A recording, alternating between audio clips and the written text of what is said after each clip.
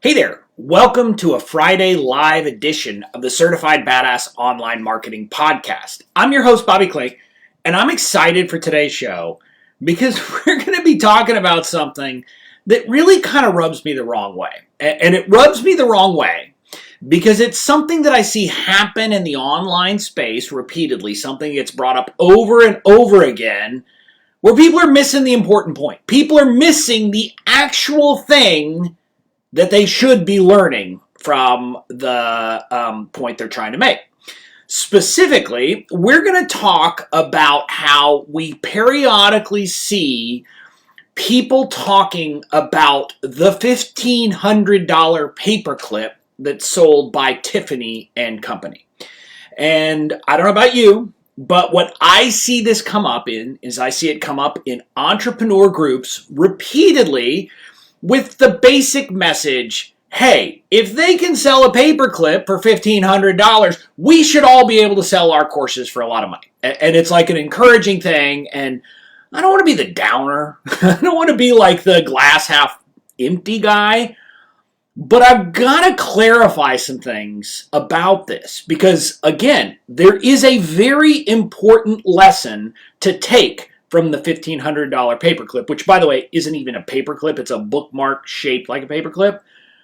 But it's not just we should all raise our prices. So we're going to talk about that today. I'm going to talk about what you should be taking from it and how you can take that lesson and apply it to your business. So that's what we have in store.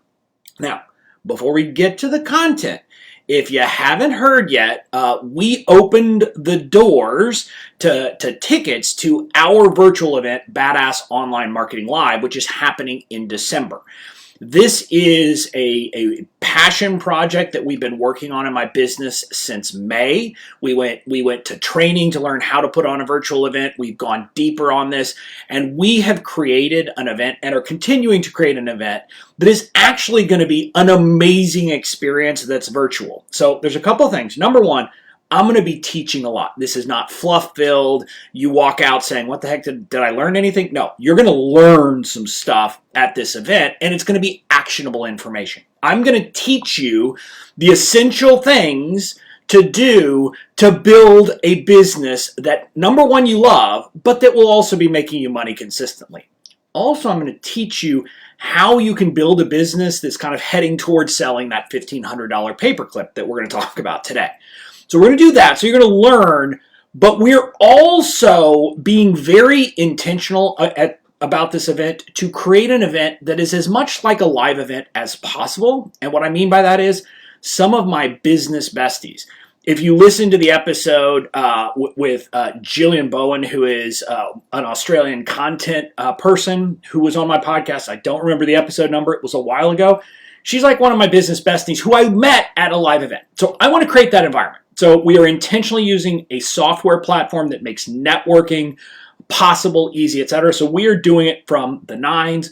We're setting this up to help you build the business that you will actually love. If you want to find out more information, head over to bobbyklink.com/bomb live, and that's BOM live, bobbyklink.com/bomb live. Now, with that, let's get to this whole $1,500 paperclip myth. The big problem I have with this discussion and people talking about this paperclip is that it's part of this raise your prices myth that we see in the online space. Because everybody's saying, just charge more, raise your prices, you're worth more. And they're trying to convince everybody every single time that they should charge more for their product. And it's this notion that we're always undercharging. And I want to be clear. Most entrepreneurs, when they first start in the online space, they do undercharge. I did. People who signed up for I first called it, I think, my Online Genius membership. It was my legal training at the time and templates, who have now gotten all of my templates and my template library. When they first signed up for that, people who took me up on it when I first launched it paid $247 and will have all of my templates now and forever. So they got a good deal. It happens.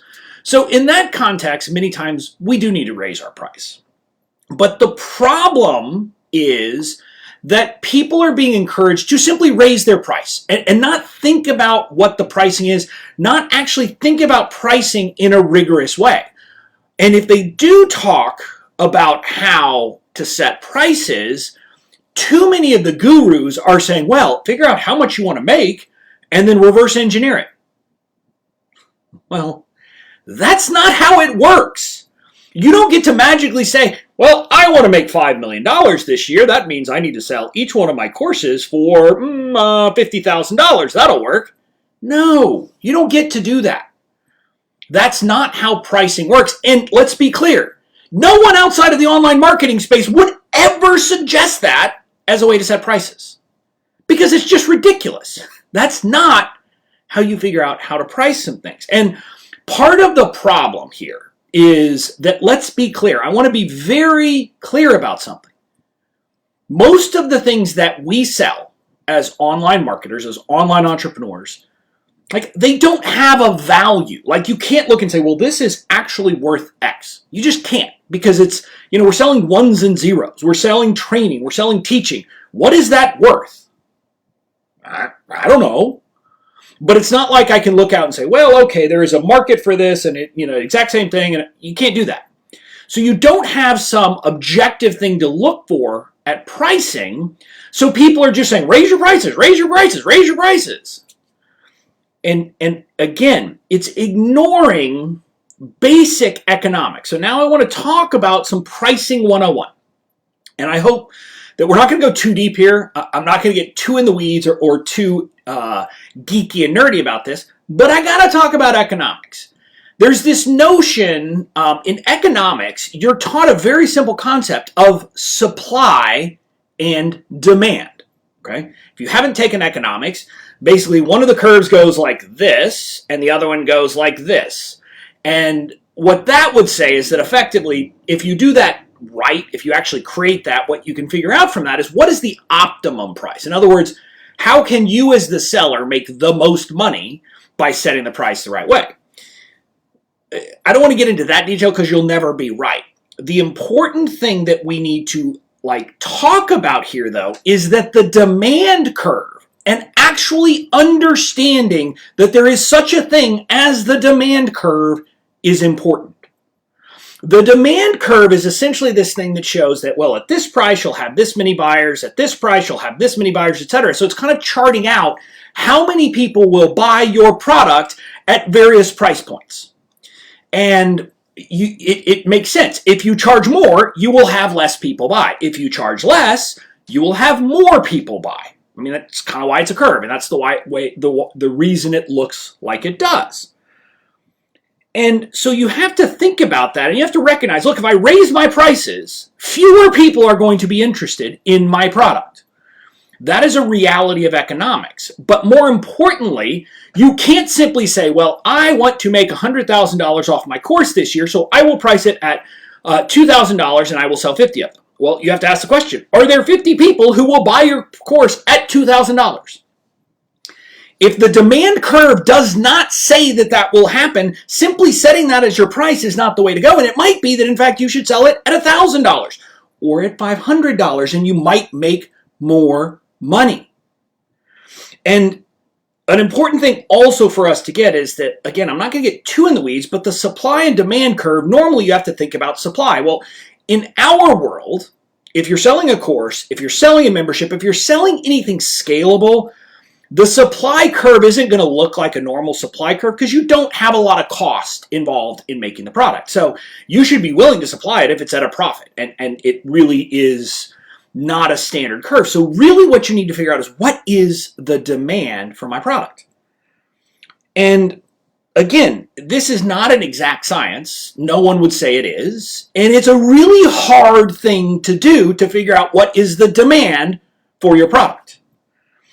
But what I want you to understand is that if you have not established a demand for your product at a high price point, raising your prices, taking this $1,500 Paperclip example as a reason to say, well, I should just charge a lot of money, is actually going to be disastrous, because it's going to hurt you.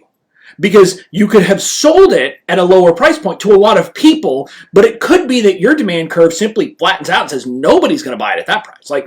And again, there is some point where no one is going to buy it, and you have to know what that is.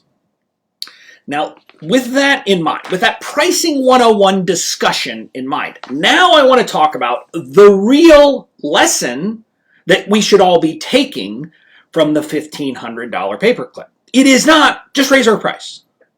The lesson that we should be taking is that Tiffany and Company has built the demand for their products by building a brand. Think about it. Nobody is buying that paperclip because it's a paperclip.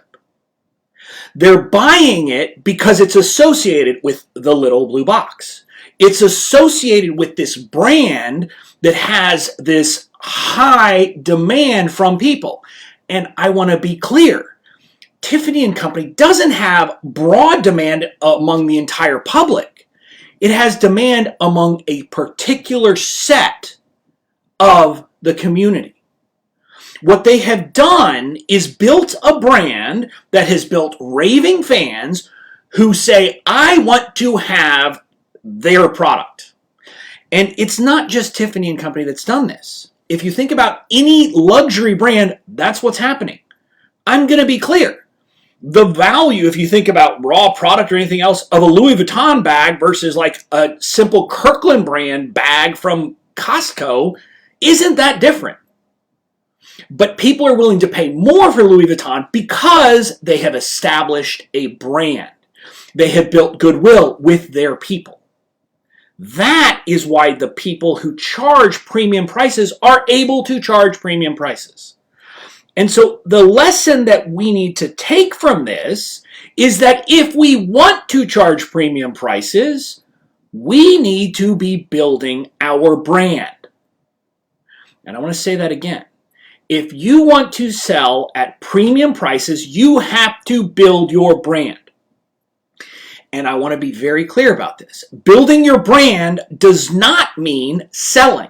Building your brand is not about the conversion stuff that most of the people in the online space are talking about and are focused on. Building your brand is about the stuff that comes before that.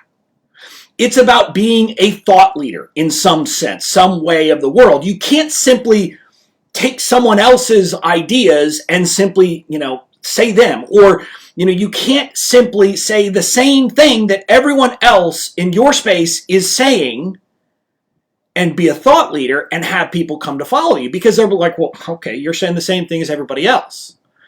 You have to have something that sets you apart.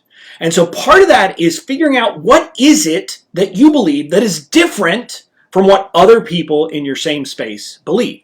You have to set yourself apart. And this is one of the good things. Like for us as kind of thoughtpreneurs, you could say it, as people who are basing our business on information, we have the ability to actually create our own kind of, luxury brand, if you will, based upon not having to think about kind of making our product better or anything like that, but by making ourselves our unique selling proposition, by connecting with us, by being a thought leader. But beyond being a thought leader, then it's about taking the time to connect, not just convert.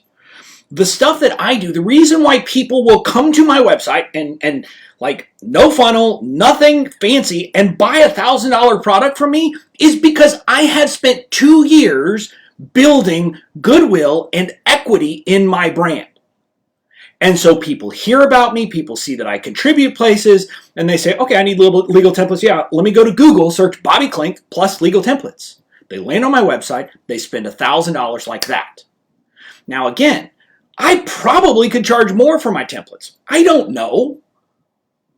But the reason why that is happening in my business is because I have taken the time to build my brand. And building a brand is slow. It takes time. It's not something that happens overnight. It's not a magic pill. But I guarantee you, Tiffany and Company was not selling a $1,500 paperclip when it first started. Again, it would have been less then, but still. They have built this equity over time, and the same thing has to happen for you, for me, for everyone else. So my core message here is that you have to build yourself up. You can't simply say, aha, I can sell for expensive prices. I mean, you could, but if you do, you're probably not going to make any sales. The people who ultimately sell their products for premium prices over the long term in this market and any other are the people who have put in the time and been willing to do the work.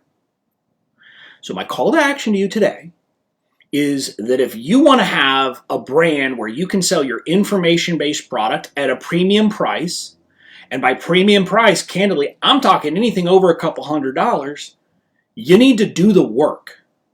You need to put in the time to build your brand, to figure out what it is that you believe that is different from what everyone else is talking about.